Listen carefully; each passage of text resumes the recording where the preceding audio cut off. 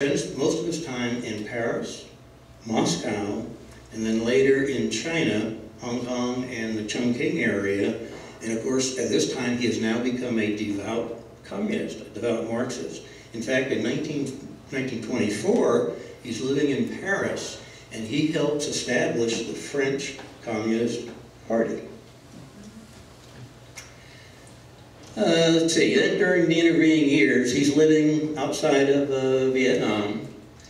In 1940, the Japanese, after the French surrendered to the Germans, decide they want to occupy some of the key cities in Vietnam because, among other things, well, they need the resources, but they also want to block the supplies being shipped into China. Now, the U.S. is not yet at war, but the U.S. along with other people are in fact supporting the Chinese nationalists, in part by bringing supplies into the Haiphong area here, and then up by railroad to Hanoi, and then up into China. Well, the Japanese want to block that. So they agree with the Vichy French government that they will occupy the major parts of Vietnam. In fact, Saigon, way down here, becomes the headquarters for the Southern Japanese Army, which on December the 6th, 1941, simultaneously moves into Malaya and Singapore at the same time that Pearl Harbor is being bombed. The war finally ends, of course, in 1945. Ho has been up here. He comes back in 41. He left in 1911. He comes back in 41 from China into the jungle regions up in here, and he organizes what is called the Viet Minh. These are basically fighters. Not all communists. A lot of them were just nationalists, but nevertheless they were fighting both the Japanese and the French. With the end of World War II, and of course the French had been basically moved out by the Japanese. They were allowed to administer certain areas, but their weapons were taken away from them. The Viet Minh up here in the northern part of Vietnam have been fighting not only the Japanese, but also the French. When the war ends, Ho Chi Minh and his Viet Minh march into Hanoi, and on September the 2nd, 1945, Ho declares that Vietnam is independent. The British take the surrender of the Japanese in the southern part of Vietnam. The Chinese nationalists come in and accept the surrender of the Japanese in the northern part of Vietnam. Everything is now wonderful, except that the French naturally want to regain their previous territories.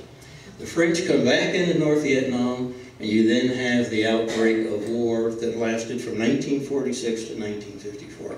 1954, the Geneva Accords are signed. The United States did not agree to it, by the way, which said that we will temporarily divide Vietnam at the 17th parallel, basically where I just showed it. The South would be governed by Ho Chi Minh, the North would be governed by the communist Ho Chi Minh.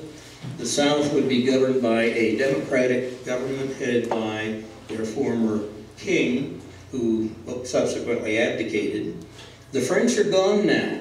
We've got a democracy down here, and we've got a communist party, a communist authoritarian state up there.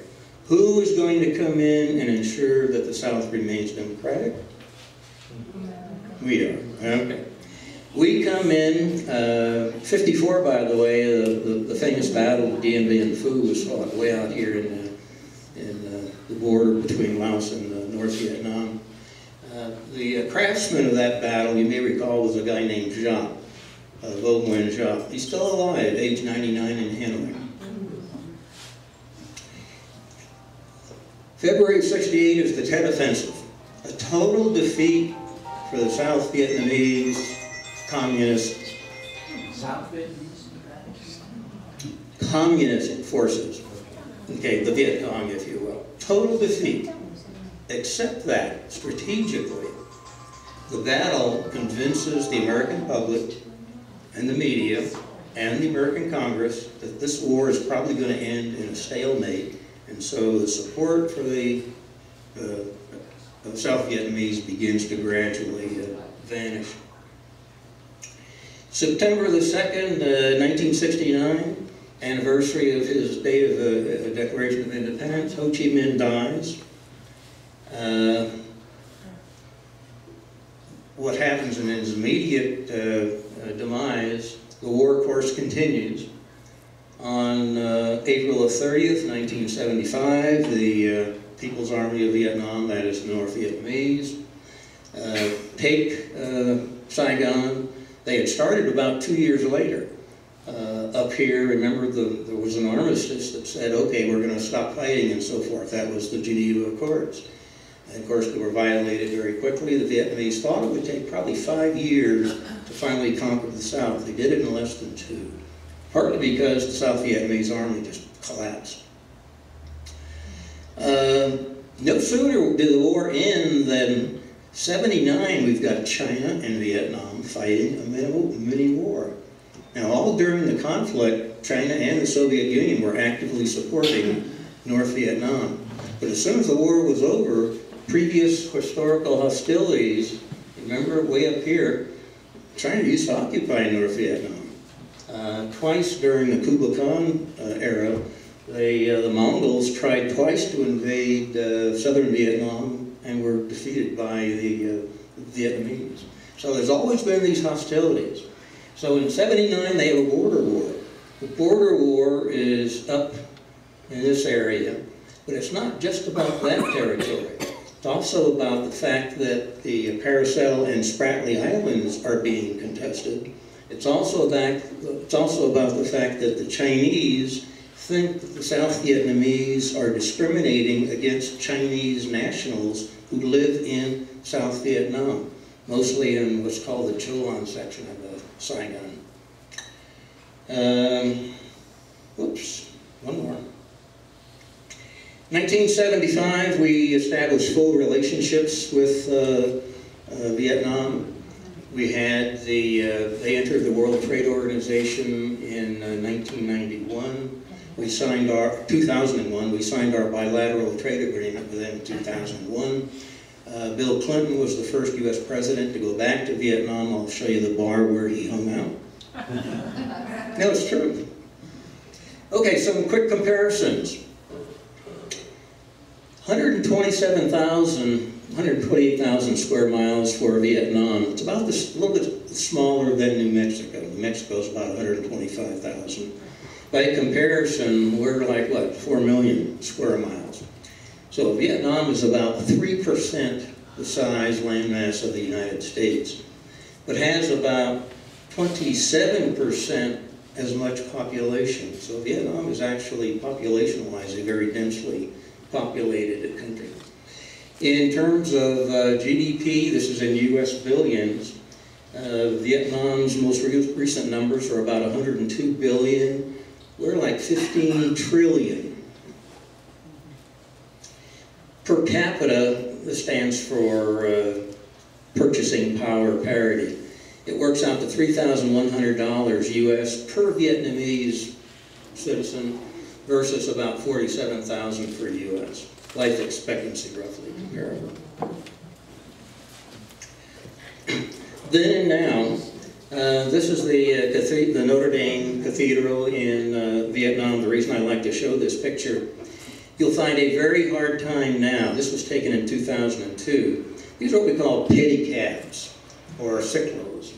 It's a guy who gets on the back. It's literally a bicycle. There's a seat in front. You sit in the seat and they'll drive you around. You won't find those anymore. And the reason you won't is the traffic now in Saigon, this is downtown, is absolutely appalling. If you think New York City is bad with all the taxi cabs, it's worse here. Everybody, either, well, the day of bicycles, I don't know what this person was even doing there. The day of bicycles in Vietnam is gone, and pedicabs. Everybody either has a motorcycle, a Vespa, a Honda scooter, or rides around these cabs. And the cabs are very nice. The only problem with the cabs is the cab drivers have all been recruited from the agricultural areas outside Saigon, and none of them knows anything. Now you got to tell them where you want to go. my first trip to Vietnam, all the taxi cab drivers were former South Vietnamese soldiers. They all spoke English, and of course they all knew Saigon very well. Now they know nothing. This is the famous French Opera House. If you look real carefully, there's two flags there. The one on the left is not the national flag. That's the Communist Party flag. This is the old Continental Hotel where Green and his buddies, Angela will recall, used to hang out when he was writing the Quiet American. And the world premiere of the movie, by the way, with Michael Caine was shown in that building right there. Old and new. Old Vietnam is the old telephone lines that nobody uses anymore.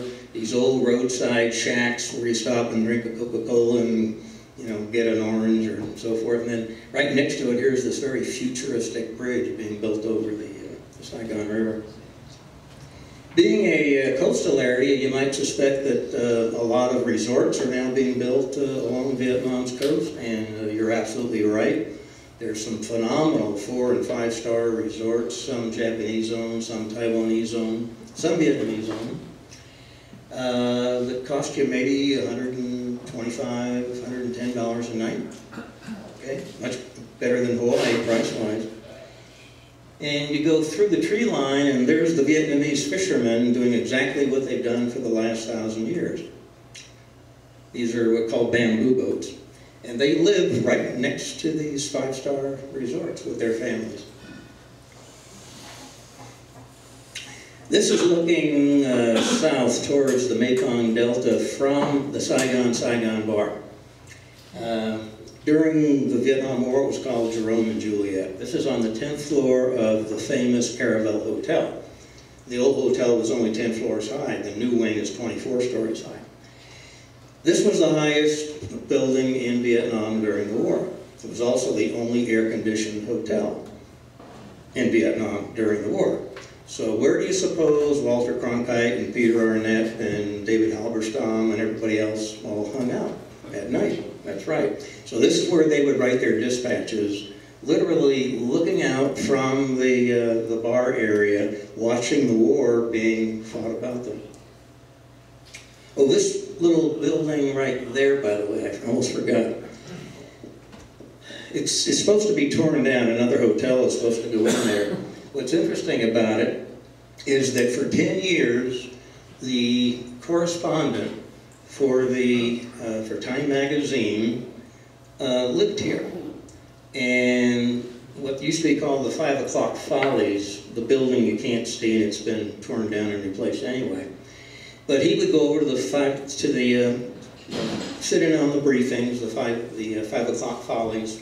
He was a personal friend of Edward Lansdale, who was the original CIA guy running South Vietnam, and some think he was the model for the Quiet American, the American that plays in the Quiet American. So in any event, he would leave his place over here where he lives. He'd go over to the Follies, and then with the other reporters, he would come up here to the 10th floor of the Saigon Bar. It was called Jerome and Juliet then.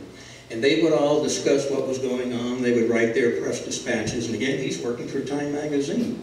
Now, he was Vietnamese by birth, but he was educated in the United States. He got a degree in journalism at Cal State Fullerton. And then he went back to Vietnam and was a reporter.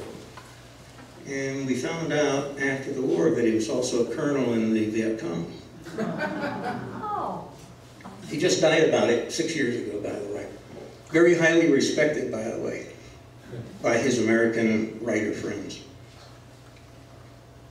A few things on political structure. I'm not going to try to read all the garbage down there, except to say that the way that the government works in Vietnam is you, in essence, have 4 different government bodies, and they collectively agree on policies and decisions, which later are ratified every 5 years by their Congress when it meets and by their National Assembly. Now, their Congress just met back here in January and February. The National Assembly will meet for 2 weeks next month in May. And basically what they do is they simply rubber stamp what the leaders have already agreed to. The most powerful individual in Vietnam is the Secretary General, or the first Secretary of the Communist Party. Now, before Gorbachev became president, he was the General Secretary of the Communist Party. And when Ronald Reagan met with him, he referred to him not as Mr. President, because he was not Mr. President, it was Mr. Secretary, or Mr. Secretary General. So, the head of the Communist Party is the single most important person. There are other people. They've got a president, which is pretty much a ceremonial type position. The person you hear about in the news clips when he comes to meet with Secretary Clinton or with President Obama is their Prime Minister. And then the last individual of importance is the fellow who was elected the President of the National Assembly.